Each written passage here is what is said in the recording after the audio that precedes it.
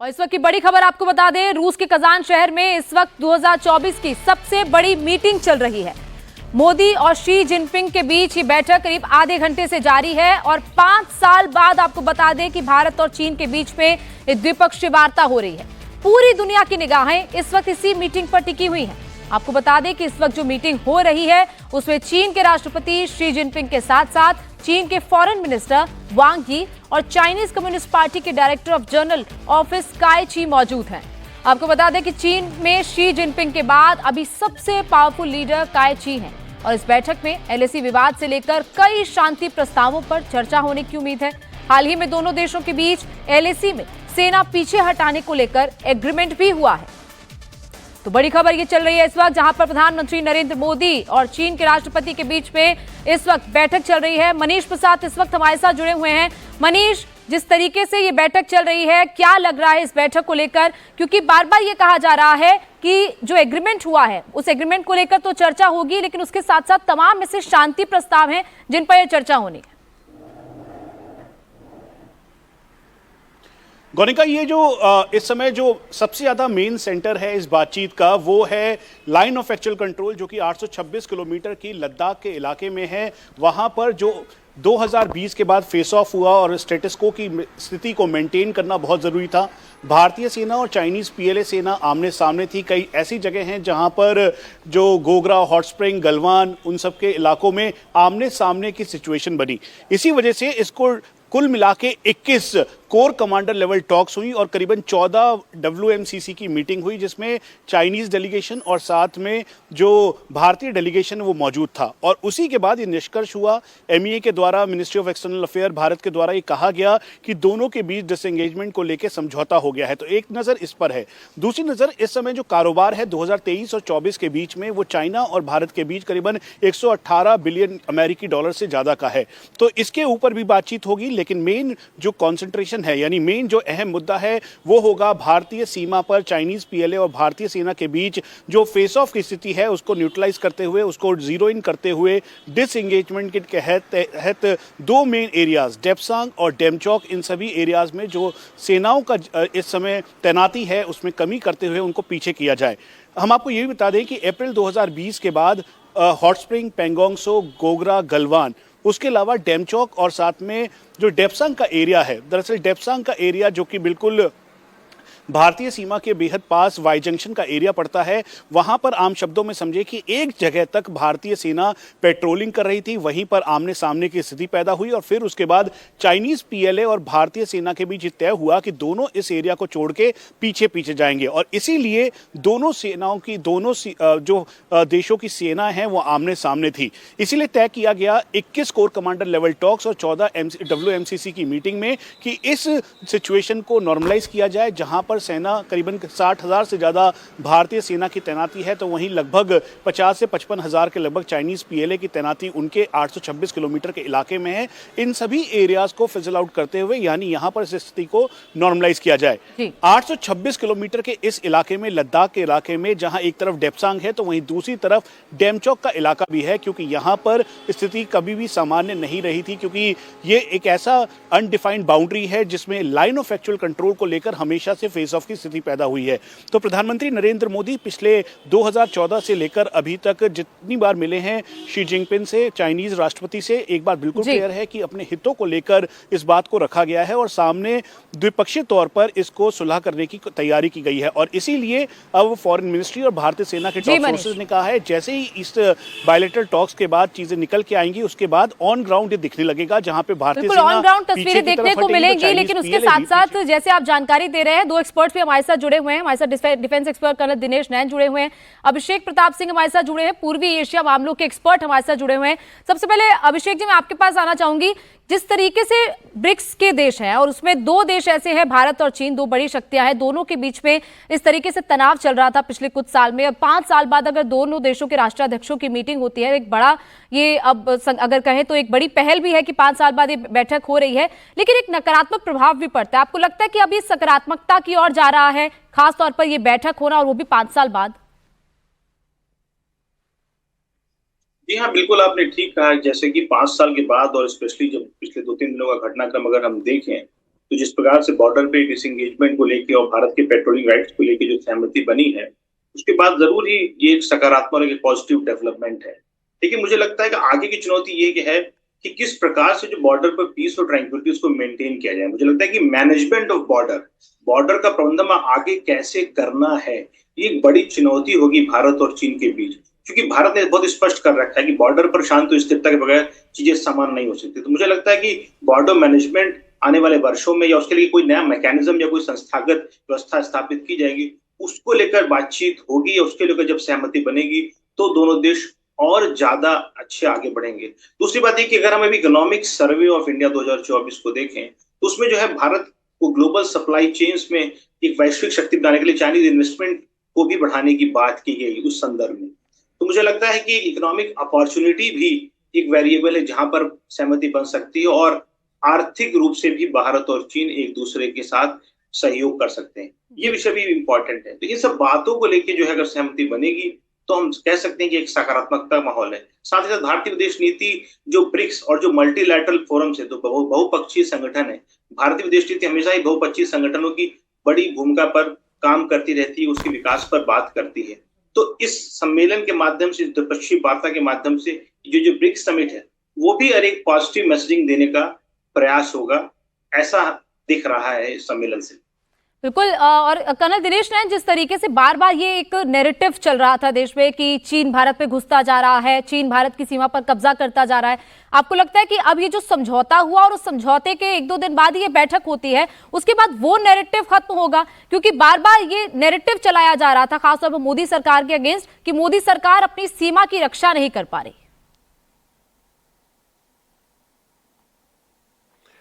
देखिए गोनिका, मैं थोड़ा सा, अगर आप मुझे 2 मिनट दें उस बारे में, जो अक्षय चिन्ह का क्षेत्र है लद्दाख का, कि बेसिकली महाराज रणजीत सिंह के टाइम पे जब ये पूरा का पूरा अक्षय चिन्ह जीत लिया गया, पंजाब से ये लोग गए, तो इन्होंने कुछ एंट्री तिब्बत में भी कर ली थी और फिर तिब्बत के कुछ टाइम पे चाइना की कुछ फोर्सेस सपोर्ट करती थी, शायद सेंग करके कोई कम्युनिटी थी वो क्या करते थे।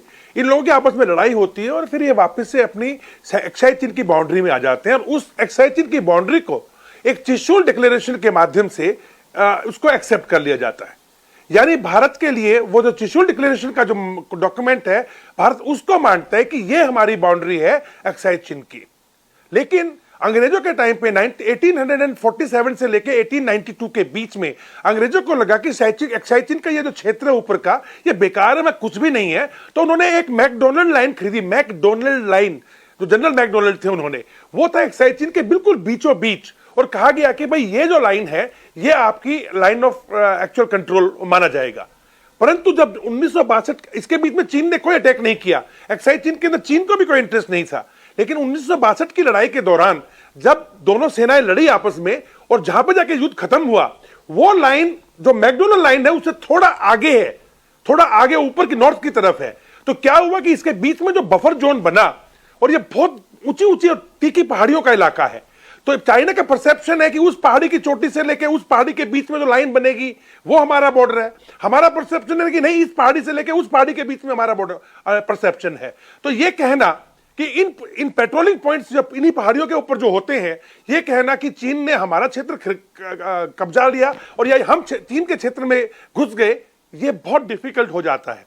रही बात अभी जो स्टैंड ऑफ हुआ था, इसके बाद में देखने की बात गोनिका ये होगी कि क्या पेट्रोलिंग पॉइंट्स में जब हमारी सेनाएं आपस में जा सकेंगी, पेट्रोल कर पाएंगी, तो जब सेनाएं आमने सामने बैठी हैं, eyeball to eyeball, कई छोटी सी गलत इंसिडेंट के कारण आपस में चिंगारी भड़कने से कोई लड़ाई न छिड़े, तो इनका डिसएंगेज होना बहुत जरूरी है, डी एस्केलेट होना बहुत जरूरी है। वहां से इनको हटाना है, तो इनका जो है जो एविक्शन होना चाहिए पूरी फोर्सेस का वहां से। लेकिन चीन ने अपने बॉर्डर के साथ साथ तिब्बत से लेकर के और अरुणाचल तक अलग अलग जगह पे अपने एम्यूनिशन डंप्स, अपने तोपों के अड्डे, हवाई अड्डे, ये सब बना दिए हैं। तो लाजिम सी बात है कि भारत का भी यह पहलू होगा कि हम तो पीछे चले जाएंगे, लेकिन आप तो 2 घंटे में पहुंच जाएंगे वहां पे वापस से, हमें आने में टाइम लगेगा। तो इस बात पे भी डेफिनेटली ये मुद्दे सॉल्व होने शुरू होंगे। और सबसे बड़ी बात यह है कि दोनों महाशक्तियां अगर जब तक इस एलएसी को नहीं सुलझाएंगी, ये जो 3,488 किलोमीटर का जो हमारा दोनों के बीच में बाउंड्री बनती है, इसके ऊपर मैं समझता हूं कि डेफिनेटली अब आगे कोई ना कोई आइस पिघलेगा। बिकॉज अगर ये नहीं हम करते सॉल्व, तो दोनों देशों के बीच में जो संबंध है वो हमेशा टाइट रहेंगे, कहीं ना कहीं उलझन रहेंगी। तो संबंधों को ठीक करना है कर्नल नैन, और इसलिए आइस ब्रेक तो करना ही पड़ेगा। की तरफ कुछ भी वो नहीं कर पाएंगे। अभिषेक जी, एक तस्वीर जिसका इंतजार हम सबको है, जिसमें मोदी और जिनपिंग की मुलाकात की है, जो कुछ देर में सामने आ सकती है, लेकिन एक तस्वीर कल भी सामने आई थी जो डिनर होस्ट किया गया था पुतिन की तरफ से। उस तस्वीर में एक तरफ जिनपिंग दिखाई दे रहे हैं, एक तरफ पीएम मोदी दिखाई दे रहे हैं और बीच में पुतिन है। तो आपको लगता है कि दोनों के बीच में एक तरीके का समझौता करने के लिए एक मीडिएटर की तरह भी पुतिन की भूमिका हो सकती है? इस संबंध में बहुत स्पष्टता से नहीं कहा जा सकता, क्योंकि ये जो द्विपक्षीय वार्ता जो हो रही है, बायलैटरल मीटिंग हो रही है, इसका कॉन्टेक्स्ट बॉर्डर जो भारत और चीन के बीच वो है। लेकिन हाँ, ये जरूर है कि बड़े लंबे समय के बाद और रशिया यूक्रेन लड़ाई के बाद से रूस जो है वैश्विक बिरादरी में बहुत अलग थलग पड़ चुका है। तो एक सफल ब्रिक्स सम्मेलन आयोजित हो और जिसमें भारत और चीन जैसे प्रमुख देश शामिल हो और सकारात्मक रूप से शामिल हो, ऐसा जरूर रूस की इच्छा रही हो। मुझे लगता है कि मोदी शी की मुलाकात के बाद कहीं ना कहीं रूस अपने उस कूटनीतिक हित को साधने में कामयाब रहा। एक और महत्वपूर्ण बात हमें देखनी होगी, आने वाले समय में ये जो सकारात्मकता, ये जो पॉजिटिविटी की हम बात कर रहे हैं, ये इस बात पर भी निर्भर करेगा कि जो वन इंडिया पॉलिसी है उसको लेकर चीन अपना रुख कब स्पष्ट करेगा। क्योंकि जब तक वन इंडिया पॉलिसी पर चीन अपना रुख स्पष्ट नहीं करेगा, जैसा कि सुषमा स्वराज जी ने 2015 में अपनी विदेश यात्रा के दौरान बीजिंग में कहा था, तब तक मुझे लगता है कि बहुत ज्यादा उम्मीद हमें नहीं रखनी चाहिए। क्योंकि जैसा कि हमारे एक्सपर्ट्स ने बोला कि बॉर्डर को लेके विवाद गहरा है, बॉर्डर को लेके विवाद पुराना है, बॉर्डर को लेके हिस्टोरिकल इंटरप्रिटेशन दोनों देशों के अलग अलग है।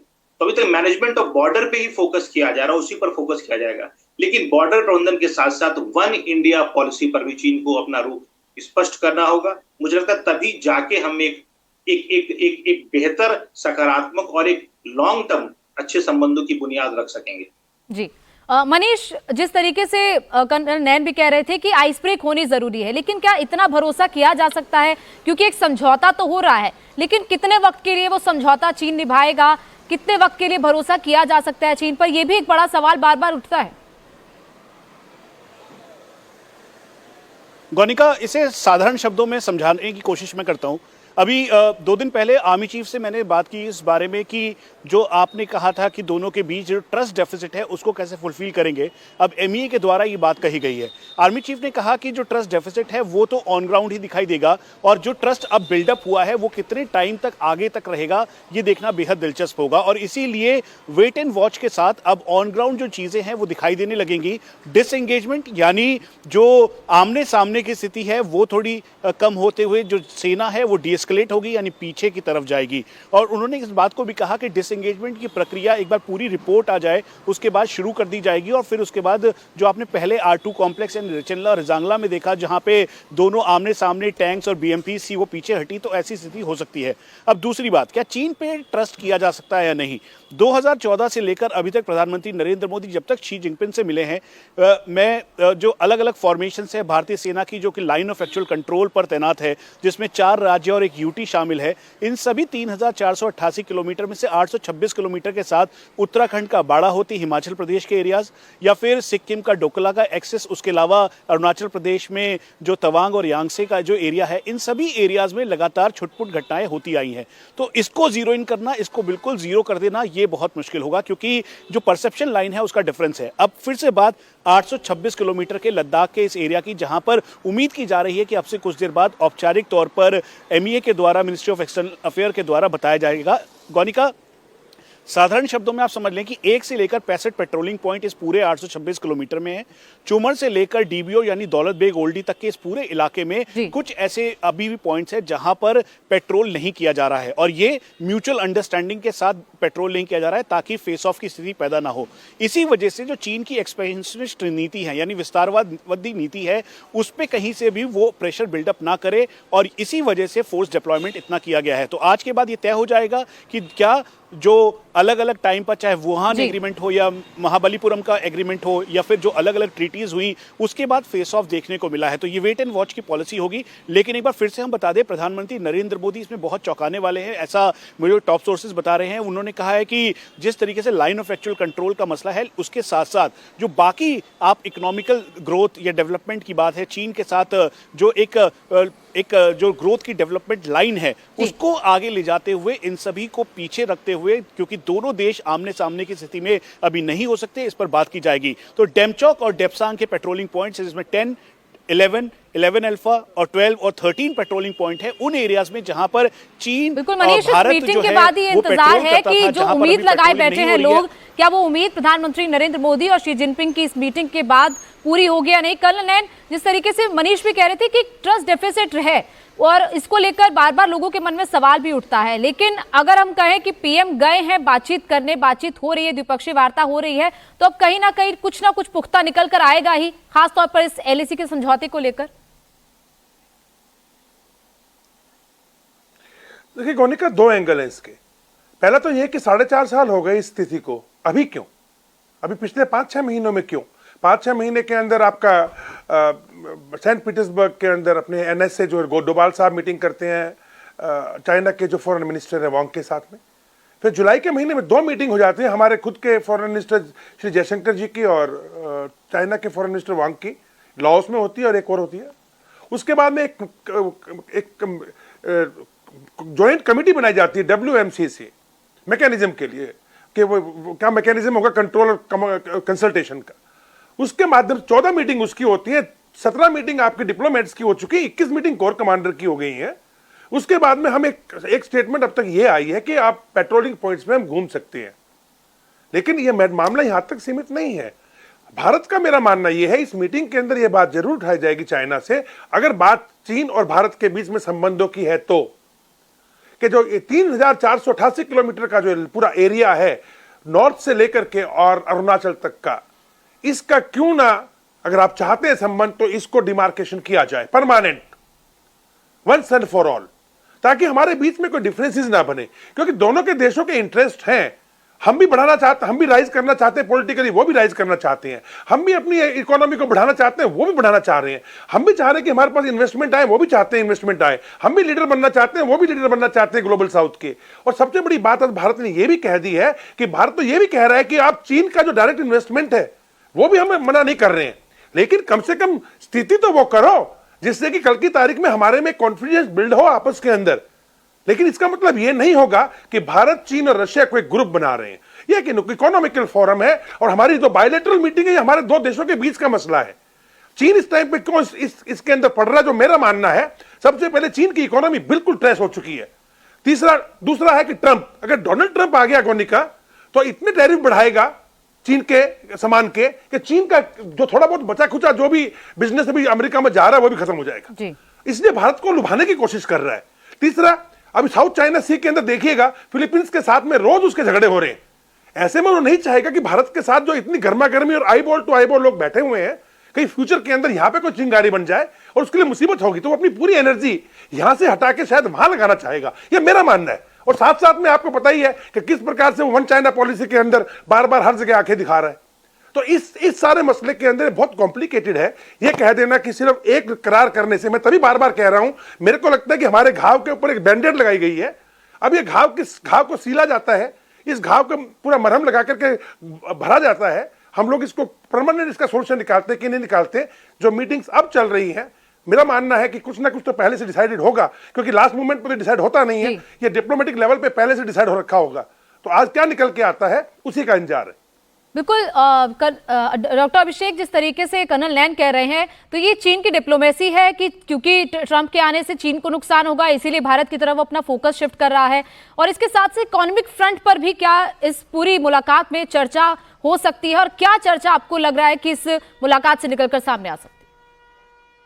ये दोनों ही कारण है। जैसा कि मैंने पहले बोला कि ट्रंप के अमेरिकी राष्ट्रपति चुने जाने की स्थिति में जो संबंधों में प्रभाव पड़ेगा चीन अमेरिका के, वो भी कारण है। साथ ही साथ जो साउथ चाइना सी की बात की हमारे एक्सपर्ट ने, इसके अलावा जो ताइवान क्राइसिस, जो ताइवान एक विषय बना हुआ जो कि कोर इंटरेस्ट है चाइना के लिए, उसमें भी चाइना काफी इन्वॉल्व होता है। ऐसी स्थिति में चाइना नहीं चाहता कि जो है भारत के साथ हिमालयन क्षेत्र में उसे एक अस्थिरता मिले। लेकिन जो एक बात यहाँ समझनी है कि दोनों देशों के बीच इसका श्रेय चीन या अमेरिका को नहीं जाना चाहिए, इसका श्रेय कहीं ना कहीं भारतीय कूटनीति को भी जाना चाहिए। देखिए पिछले 4.5 वर्षों में भारत ने एक स्ट्रेटेजिक पेशेंस का परिचय दिया, इसको हम बोलते हैं रणनीतिक स्थिरता का परिचय दिया। लगातार भारत ने इस बात पर स्पष्टता रखी कि शांति और स्थिरता बॉर्डर में जरूरी है। तो मुझे लगता है उस रणनीति की भी हमें बात करनी चाहिए, उसके बारे में भी हमें पॉजिटिव एटीट्यूड रखना चाहिए। एक पॉलिटिकल अंडरस्टैंडिंग जरूर हमें लगता है कि बनी है दोनों देशों के प्रमुखों के बीच, दोनों देशों की कूटनीति के बीच, लेकिन वो पॉलिटिकल अंडरस्टैंडिंग कितनी दूर तक जाएगी ये भी देखना बाकी है, क्योंकि डिसएंगेजमेंट से हमें डिस्केलेशन की ओर बढ़ना है, वो भी एक बड़ी प्रक्रिया। और जैसा कि मैंने पहले बोला,